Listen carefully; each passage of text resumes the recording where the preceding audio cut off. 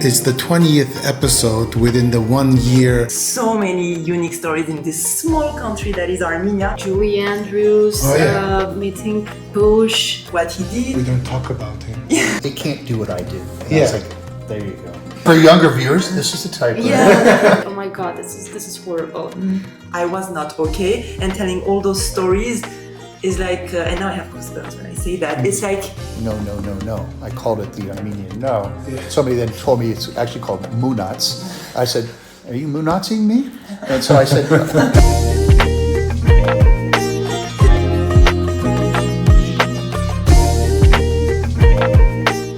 Hi, welcome back to Coffee, Spills, and Pineapples. This is the podcast where we speak to everyday creatives who share with us their journey, their stories of coffee spills and pineapples, the things that didn't go their way or things that they actually found to be a success. This is a special episode. It's the 20th episode within the 1 year that we've been creating and producing beautiful stories told by amazing everyday people from around the world. In this experimental episode, I invite 3 guests with whom we discuss and reflect on the past episodes and the guests and the conversations we've had. My first guest is Nelly Poliakov from France. She's a creative from the communication sector. My second guest is Kirk Wallace from the US, and he's in the non-profit sector. And my third guest is Kanegarian-Berberian. She's a creative writer from Armenia. So without further ado, let's jump into this conversation and see what resonated most from the past podcast with our guests and what are their journeys. Today, my guests are curated specifically to reminisce and look back at the 19 episodes we've already done. Ella is a writer. Kirk, a former teacher, now creating also in Armenia, specifically with the wool team, but he'll tell us more about that. And Nelly is from the Hovnanian Family Foundation, the communications of that entire empire, let's call it. How's everyone doing? Great. Good. Thanks for accepting my invitation. I think this is a unique way we will cover what we've done so far. For me, it's an experiment, and I love experimenting in all things that I do. This podcast in itself is an experiment, you know. It's a philanthropic thing that I like to do for myself to try and get inspiration from other creators. And it's everyday creators. But it's everyday creators, and these are designers, singers, and teachers, and you've seen the podcast's episodes. You're all creators, and I'd like to hear a little bit what resonated with you. We talk a lot about recurring themes, and we'll talk about those themes today. Their storytelling. I think storytelling is at the heart of all the episodes. So when we say storytelling, what kind of storytellings do you do? Or what's the format that you use? storytelling in my daily life, professional life, is more telling the stories of each individuals who are doing our programs, who are coming to Armenia, the diasporans, the non-diasporans, etc. Stories of hikers, stories of repats. So how to tell those stories. And so when I watched the episodes, there is one where we talked, it was with Tim. Yes, Straight. Tim Straight. So yes, we need to tell these stories. This back to the Armenian wool trademark. Are we doing this just for our products and only for us? No, we're pulling in Kyle and his products. We're pulling in Woolway and their products. Goris Women's Resource Center was the first one. And you guys talked about how we can differentiate Armenia and compete with other countries thanks to our storytelling and thanks to our stories. And I get that because every day I need to tell those stories. I get frustrated sometimes too because so many unique stories in this small country that is Armenia. So how can we be louder about those stories? So that's my challenge every day. But they're all unique. Yes. So is it better to have millions of unique stories or few unique stories that you keep repeating to the world? That's my challenge. Yeah. I'm thinking about that all the time. Storytelling for me is something which came from my family, first of all. My grandma was we call it Sanarchi, but she was working with storytelling a lot to heal people. She was doing all these little prayers on papers, giving to people who were sick. She was talking to plants and vegetables when she needed to make some potion for healing. Also, she was giving them some direction through words.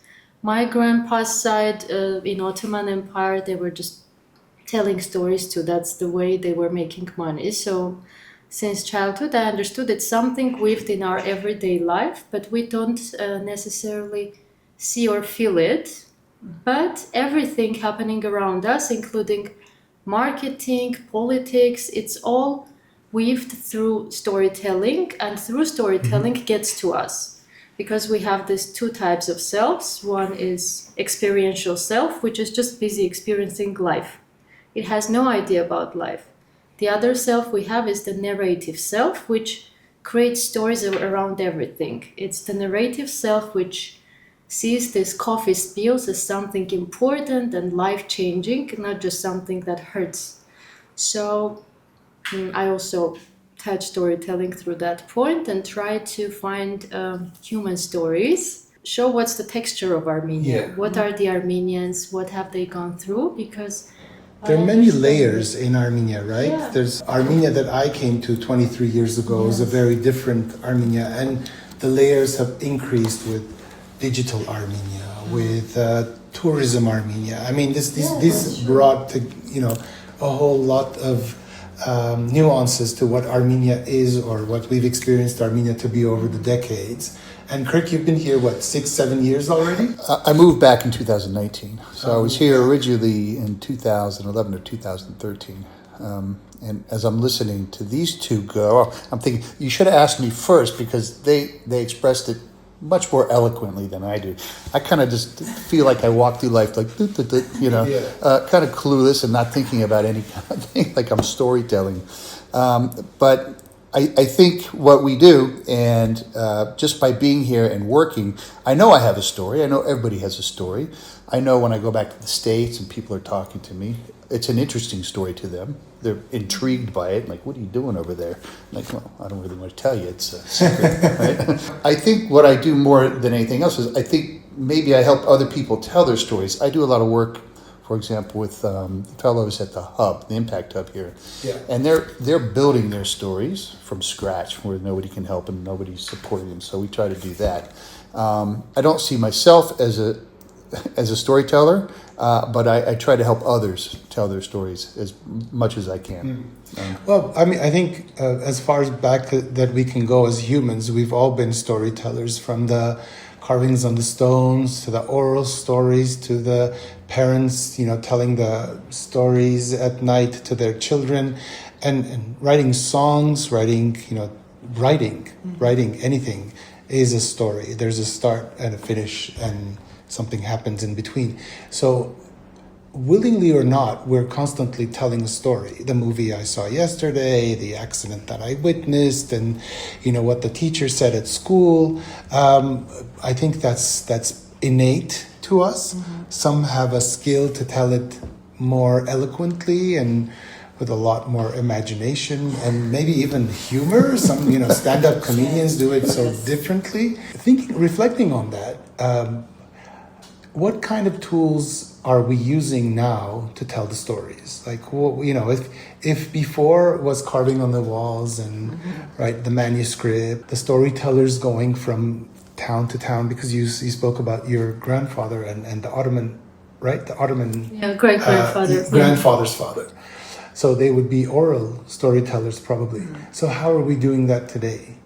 Wow. I think video is the main one, no? Video? Yeah, I mean, it's everywhere. The most popular one, I really agree, yeah. So again, how do you stay unique with all those millions of videos? Because we have to admit there's a lot of junk out there. A lot. Yeah, there's lots of videos that you watch and you say, what did I just watch? Right? So when that happens, you feel stupid. You feel like somebody took away the time that you could have spent on something more intelligent. And sometimes stupid videos are good too, because it just gives you the time to laugh about something. Yeah, but then you spend so much time on it that you miss the unique stories because you're like, I'm done with that. Of our generation, we didn't grow up with this at all, but there's so much out there. There's just so much to consume. It's just overwhelming, the amount of stuff on the web. These little reels, these 5-second shots, these 20-second shots, and what I can't figure out, I think about a lot is, what does that mean for the ability for people to sit down and listen for a while, to think and have a conversation like you're doing here, which is important what you're doing. Julia from Colombia. I say crick, you say crack. Crick, Crack. crick, crack. She's a storyteller. That's her trade. And she's, when we met her here in Armenia, she was traveling the world and going from country to country, city to city, and telling stories, live stories. And she was telling stories in the park. Telling stories on the street didn't work in Europe like it does in Latin America. Why not? Like, what's the difference? There are cultural differences. For one, language barrier, of course, is a big thing. But even in countries like Spain or the UK, where language was not a problem, the culture was. Because whereas in Latin America, when you see somebody with a colorful dress, you're curious about them. You know they're not from around here. You want to know what's going on. Mm-hmm. And sometimes Europe apparently is not necessarily fond of giving money to storytellers like you would do to musicians in the street, like basking. But in Northern Africa, she said, in a lot of different countries that she's experienced, people sit around and they actually, donate money. This is what she's doing. And watch that episode, because she told us a story and it was fascinating just to sit down and listen to her. It's that crick, crack. So she even made me part of that story. It was a really interesting and engaging. The most memorable for me, of course, Julia's was memorable too, was of Suzanne Daghlyan. Oh yes, Susan, of course. I would never thought of myself as a writer. No. Okay. No. I do love to write. I never thought of myself as a podcaster. There you go. Because it consisted of so many things I was interested in, including Julie Andrews, meeting Bush, and also this, I won't say humility of Susan, but also her sense of what she wants to do and what she is capable of doing and what isn't hers. Because when you mentioned that it would be great to write a memoir, like about all of these experiences you've had. Right. And I'm assuming now people are all about sharing everything about themselves. She said, well, I'm not the type who wants to, I'm not the writer. But her stories were amazing. Julie Andrews, come on, that's... Well, she sang, this was for me the memory that, Julie Andrews, like you sing to Julie Andrews, that requires a lot of guts. That was a funny moment, but her stories about when she met George Bush at the White House and the dog. So her stories really are, she's a storyteller. Like you could listen to her for hours. She gives the ambience and she has this flow, two most important things in storytelling for me. So you really feel like you have experienced it yourself. And you mentioned shorts and videos and so on. And you mentioned, impact-focused stories. Are these giving us more options, more ways of seeing things, or are they actually giving us, narrower ways? You're either seeing this black or you're seeing this white. That's interesting because from my side, I have a story to tell about my father. And I want to work on that. I keep taking archives. I went to Tbilisi to find archives. I met some very interesting people. I want to know the story of my grandfather, who was Russian, because no one knows him. We don't know what he did. We don't talk about him. We don't talk about this. Probably spy. No, I'm kidding. It's just that my father discovered brothers and sisters around the world from the same father recently on the social media. Prolific. Yeah, I want to tell the story, but I don't know how because of all these options. I don't know. I'm stuck in front of a wall. I don't know what to do. Interesting. From an education perspective, so I was teaching pre-phone, pre-social media, pre-Facebook, and I was there for the whole transition. And I'm relating to Micheline and Joy when I talk about this. It's Micheline and Joy, these are teachers. no, these are your For guests. episodes, Yeah, yeah. your For the guests. I was fighting the phone when it was first coming out. The smartphones were first coming. I was fighting it, and then I just said, "No, this could be an opportunity if we do this correctly, right?" And so now, and we've gotten into this. It's gotten more sophisticated, and now AI is here, and it could be an opportunity, but it's got to be done properly. Armenia has some questions to face on this AI in the classroom, and I don't want to. When I think of AI, it's like, thank God my kids were raised when they didn't have this. They can recognize this as a tool to use. Kids today are just using it. That's it. That's their thinking tool.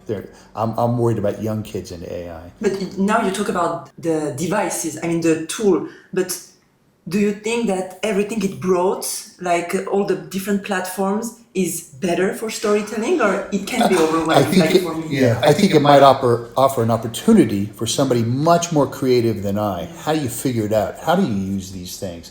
Can we use these to tell stories still? I'm not creative enough to figure that out, but I know there are people out there that are.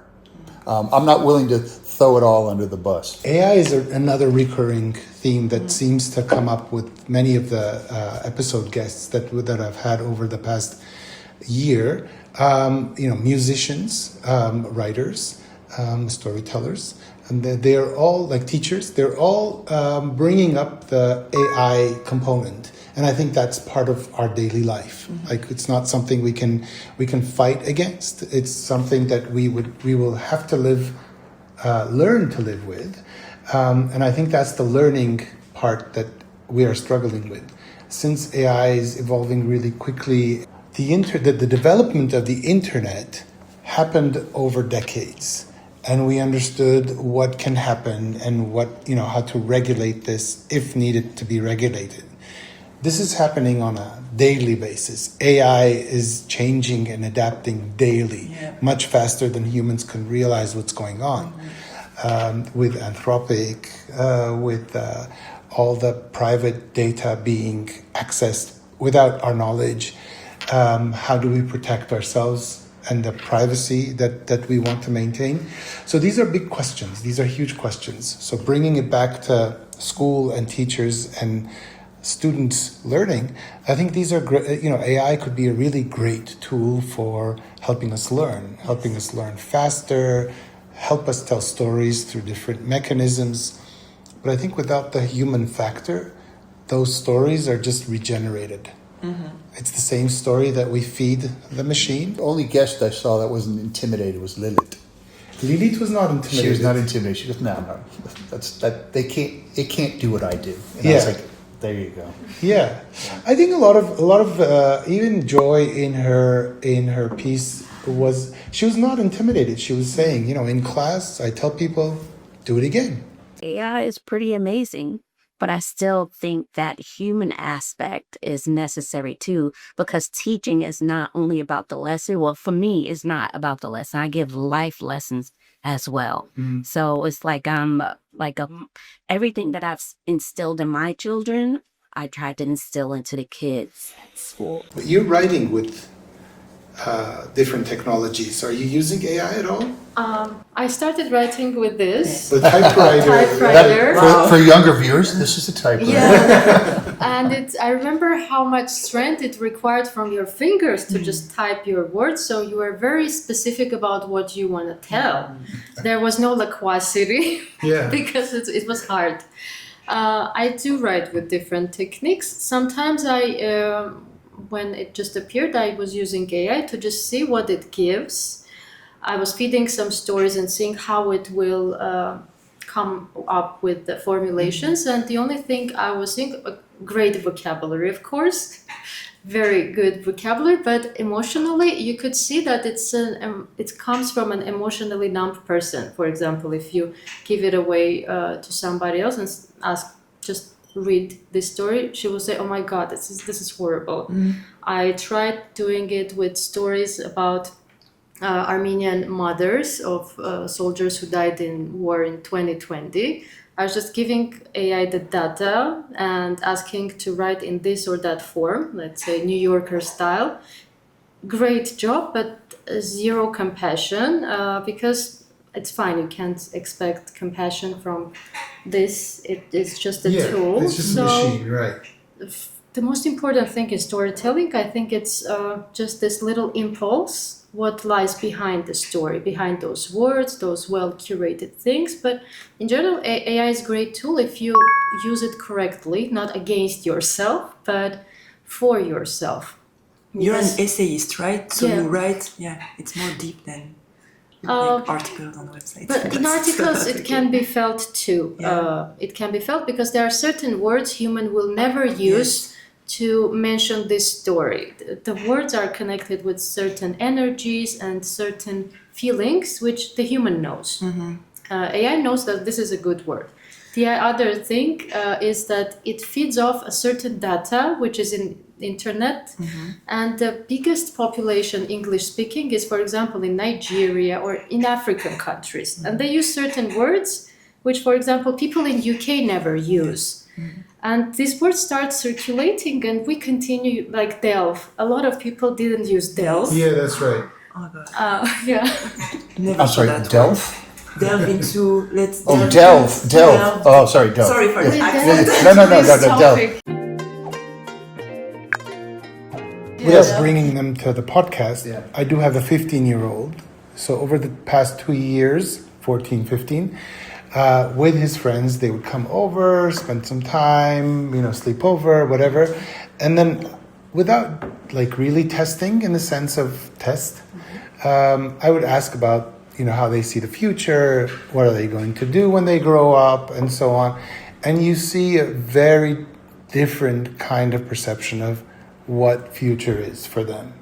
Oh, AI is there to help our lives be better. It's easier. So the concept of struggle, from our generation when we had to struggle to achieve a certain position, a certain amount of money to buy commodities, a house. This doesn't seem to be a big deal for them. They're like, oh, we're gonna make money. We're gonna have money. This is not going to be a problem. So it seems that their relationship or their perception of how things will evolve is very different at that age. I think in their minds, they don't have to be one specific thing. They're going to do a lot of different things, and AI will help them accomplish that. You said, your grandmother was using storytelling for healing, and I think a lot of our podcast episode guests, I'm thinking of Ara Oshagan, who's doing a photo essay, photo storytelling through capturing emotions, images of real people that were displaced, the catastrophe, right? So displaced people that have lost loved ones, the war, people that have been left without a limb, and so on, right? So the trauma that is impacted. So he's capturing that in images. If that resonates with anything that you've seen or done, and how that healing process has worked, or you see it work in the work that you do, right? Because you also work with people from Qarabağ, but also the diaspora, who's like constantly traumatized of what's happening in Armenia, and the fact that they're not able to tangibly be part of it and want to help but don't know how. Bring up even Ayub from Morocco, the Gnawa music.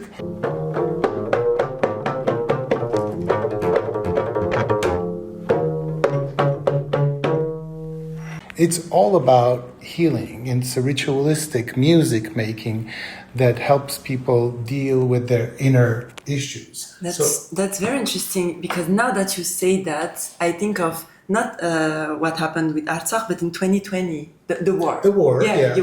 COVID and the war, So, because I was so busy working with the diaspora who's coming to Armenia, how they can help out, what they are doing to be useful, I didn't realize how I was affected by everything happening in Armenia, but I was stressed and tensed, of course. But then when I was starting to find the best ways to tell their stories and see the impact, see how enthusiastic and how they want to be helpful, it started to help me being more positive, like being more hopeful, like telling and it goes with one episode with the first one, I think, with Thomas Combs. With Thomas when Combs, he talked about the hope-based communications. Exactly. And then I realized that okay, maybe negativity attracts more people for some unknown reason in this world, but like telling stories of hope, of all those people who gathered in Armenia to be helpful, even if we can think, yeah, don't wait for a catastrophe to happen to want to be useful for Armenia. But if I put that aside,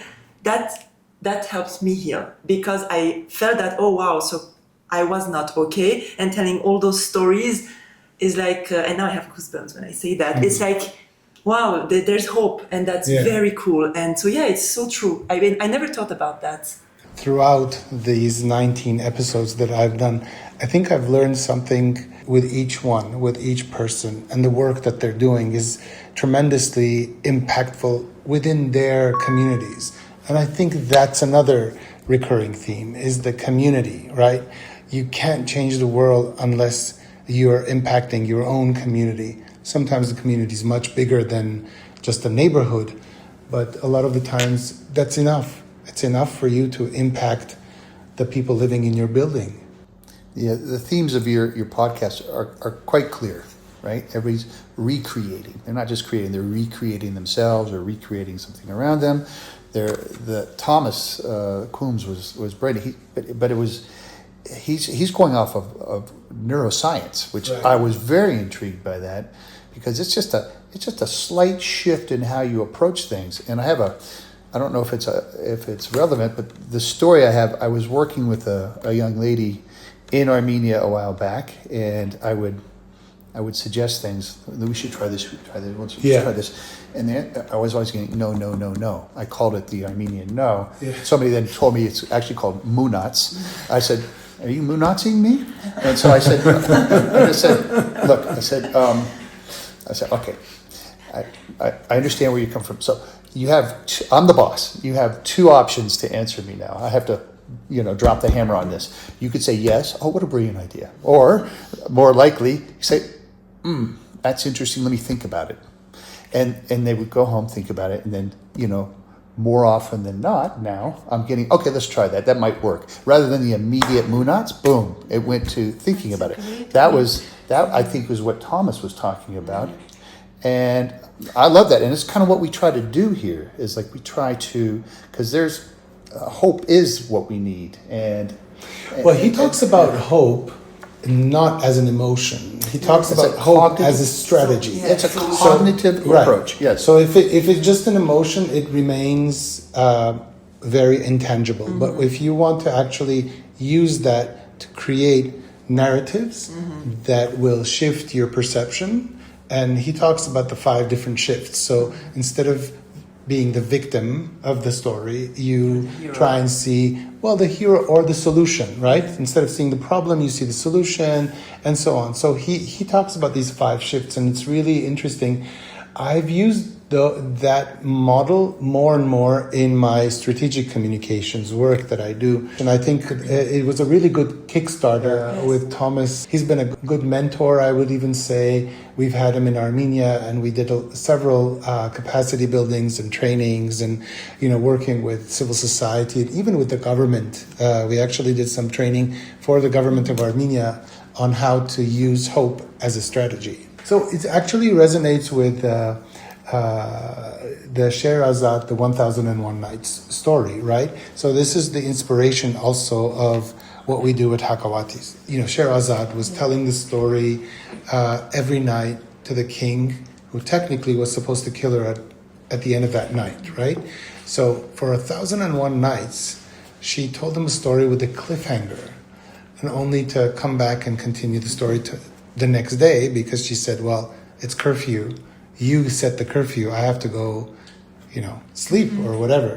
And so the interesting part is how she was able to change his perception of how he saw women. Because his first wife cheated on him and he killed her. So he didn't want to trust any women. So that relationship was hindered, and that was his trauma. And how she changed his perception of what women are and rebuilt that trust between the king and her is what saved the other women in that community. So it's just through storytelling, through changing the perception, through being persistent and continuing telling the story and the narrative, she was able to change a perception. What do you hope to accomplish in your writing? What's your themes? Who's your audience? I'm mainly writing in English, so my audience are the Armenians who have access to English. I started doing that because the audience who was reading in Armenian doesn't really like to read what I share with them. They are very sharp themes which locals don't want to hear, because if you have been here for 6 years, and you too, you probably have seen that we are not really good at self-reflection, and we don't really like to acknowledge that we have shades, shadows, as any societies. My work is mostly writing about shadows. For example, do you have an example? Yeah, of course. 90s. I write about women's work in 90s. Now I work on series of short stories titled Women of Bazaristan, which is also performance, about women who illegally worked in Turkey during the collapse of Soviet in markets to sustain their families.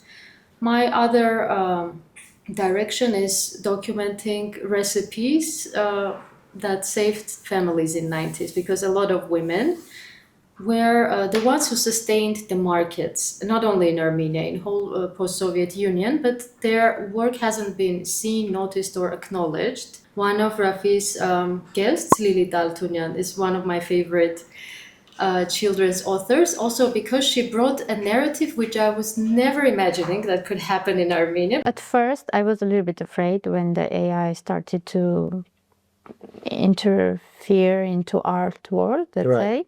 But then quickly I realized that it's just a tool. It's just a more powerful tool to create more clear, or I don't know, more specific visuals.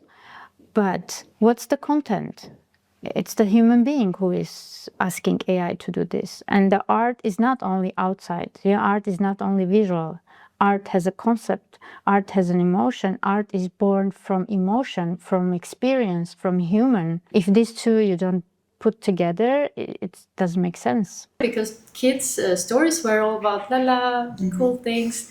And she brought this narrative of sadness, self-reflection, loneliness, alienation to the kids' literature in Armenia, which was absolutely not possible to be done like when she started it. But it found its niche, it found its place and audience, and I'm so grateful for it, because it's not for kids only what she does. It's also for grown-ups, and it's good that a kid can just read about somebody who feels lonely and understand that it's a normal thing to feel. I've asked to speak to these kids, these youth groups, talking about coffee spills. And, you know, I always approach them about, a lot of Armenians are afraid to try things because of the amot culture. I don't want to fail, it's shameful, right? But I tell these kids, I said, look, we in the US, we don't look at, you know, trying as mistakes. These aren't failures. These are just, we call them learning experiences, right? These are your coffee spills. You need them. And I try to impart that kind of little bit of wisdom. It's like, I don't think they quite get the humor, but I said, I've learned more than anybody else in the world. In other words, I've made more mistakes than most of you ever will, and we don't consider that shameful. That's how you learn, right? That's how you get the next step. And I think what you're doing here, in terms of bringing this out and talking to people and getting them to share their coffee spills, I think it just moves the dialogue and it moves the country forward. Keep moving it forward a little bit, step by step, inch by inch. Yeah, really, like you said, these are the kinds of conversations that will take us to the next decades. You know, I wanted to say century, but let's just start with decades first. So before we wrap up this conversation, I think we really reflected on the themes. We highlighted some of the podcast, the speakers, remembered some important parts from what we saw in the podcast. What I would like you to share with us is maybe, if not all of you, some of you, your pineapple. or pineapples, if there are any pineapples that you'd like to share. Does it have to be tangible? Because I think my pineapple is not tangible. So tell me. Okay, first moving to Armenia is one of them, if I understood well. I think that was one of my biggest Yeah, pineapples. it's a big deal for me. But I would say recently it's not tangible. It's that I have faced the fact that I'm in a comfort zone right now where I don't think I want to be anymore, and facing it and talking about that to an important person to say, okay, I feel it has to stop. I don't know how. I need to figure out what I will do, what will be my next step. But I know for sure that in 2026, I need to leave my comfort zone. So facing that and putting words on it and talking about that to important people for me is my current pineapple, because it means, okay, I took my first step. What's next? It's scary, but at least I took my first step. Bravo, awesome. Bravo. Very good. Really great pineapple. Now beat that, guys. Well, I'm still here, right? For me, the learning curve was steep, and it's steep every day. But I'm here. I'm doing. Really, if we think about it, it's really cool. Some of the stuff I'm doing, and how often do people get to do this? Not only that, Raffi. I was here you were here as well in the oligarch days, and this was. How often do you get to be part of any kind of nation building, right? That's building a country. And I don't think about pineapples every day. I don't think about what I'm doing with a pineapple. Right. But I do plant a lot of seeds, metaphorically, when I'm working with young people or people at the hub or whoever, planting these seeds. Some of these are going to sprout and grow and become pineapples, which I like a lot. So, one of our speakers, Nora Armani, said, thank you for giving me the opportunity to think back of my journey and the coffee spills and pineapples. Ella, do your pineapple. When you understand that this reality isn't the final one, you can shift it. You just have to shift your perspective. It's huge. The other thing, it's work with women, because a lot of them, after sharing their stories, they can call me at night, of course, after several months or years, and say that they keep repeating that story. They read it again, they cried, they felt better. Now they enjoy that somebody wrote about them. They're going to be part of a book or something else. They feel importance. And they feel that the shit they've gone through, I'm not sure I was allowed to say shit. This is YouTube. We can say whatever we want. I'll help you out. Shit. They've gone through has a meaning. It wasn't just to hurt them. They are heroes, let's say. Yeah. They are characters. And the other biggest pineapple is my husband. I met him thanks to storytelling and writing. And we continue that journey together now. That's great. So I think a lot of what you guys said resonates with me. I mean, the fact that I'm still here after 24 years, doing this podcast for me is a big pineapple. It's a new one, and again, it maybe came from a place where, all right, I've been doing this repetitively, the work that I do and the life that I have, and my children have grown. There's a gap, there's a space. I can fill it with something. And I think that's sort of what the start of this podcast was. So it was like, okay, what can I do next? Something that will make me feel good inside. And probably sharing, I'm a storyteller from a very, very early age. One of the first storytelling products that I created was a book of repats. In 2006, I think we published this book. It was stories of repats in a very small A5 size compilation in English of different people living in Armenia at the time. So opening up a bank account was a story, taking the public transport was a story, and going to the groceries was a story, and everybody had something really fun and funny to say at the time. And not only did I tell my story, I also helped people tell their story there. So this is just a realization for me, and resonating with what you said earlier in the conversation is, not only are you telling stories, but you're also helping others tell their stories. Well, this is the educational background in me. A lot of teachers they have a student for one academic year and then they're gone, right? Right. You never know what impact you had on this student because you never see them really again. But that's kind of what you're doing. You're just planting seeds, right? And this is what you're doing. You're all planting seeds. You don't know it. You don't think about it, but you're doing it.